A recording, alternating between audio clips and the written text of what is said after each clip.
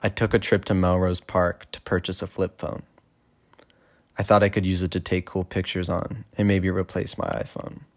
But truly, I don't want to give up streaming music and maps, so mostly I bought this phone to take pictures on, satiating my need to make images while I waited for my flip camera to arrive in the mail.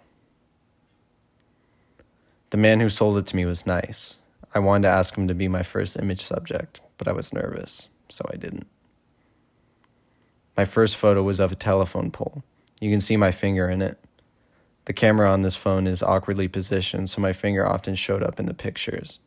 I thought maybe this gave the photo more character, but probably not. I saw some deer and tried to photograph them, but it was hard to. Not worth showing the attempts, but I hadn't seen deer in quite some time, so that was nice. I noticed Mother Mary with the American flag. I took a picture. Halloween is approaching, and my finger is in frame. I think it helped with the camera lighting, though. I've often resented suburban life and living from my childhood, growing up in a suburb. Sheltered from what I now find interesting, but I cannot deny the comfort I felt from being amongst the quiet suburban life of Melrose.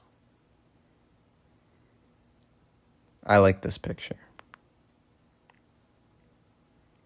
And this one too, but the trash is gross and makes me kind of sad. I like this photo too.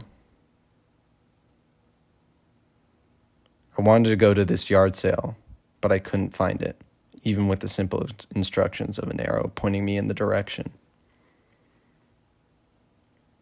I did find a free couch on the side of the road. Not the yard sale, though.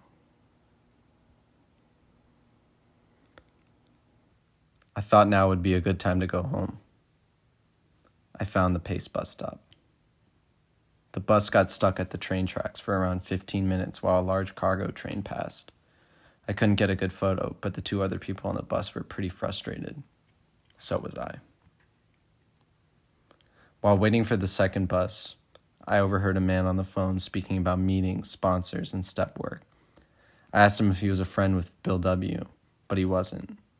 He did run an anonymous program at his church, though. He gave me his information, and we ended up going in the same direction for quite a while from the bus to the Blue Line, though we didn't speak after he gave me his number. At the second bus stop where I met him, I saw this hubcap. It reminded me of a bad crash I got into one time, but walked out of unharmed and with minimal damage to the vehicle. The only damage in that instance was the hubcap coming off the car.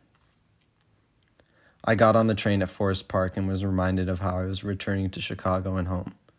Strangely, the thought of how I was leaving Melrose Park didn't fully occur to me then. Once home, I tried to transfer the photos from the flip phone to my computer, but it proved challenging. To make a long story short, the only way I could was by degrading the image's resolution significantly. That's why they're so tiny in this video. If you're watching this on your computer, though, the photos are about the same size as the flip phone screen, so that's kind of cool. I don't want to forget my trip to Melrose Park.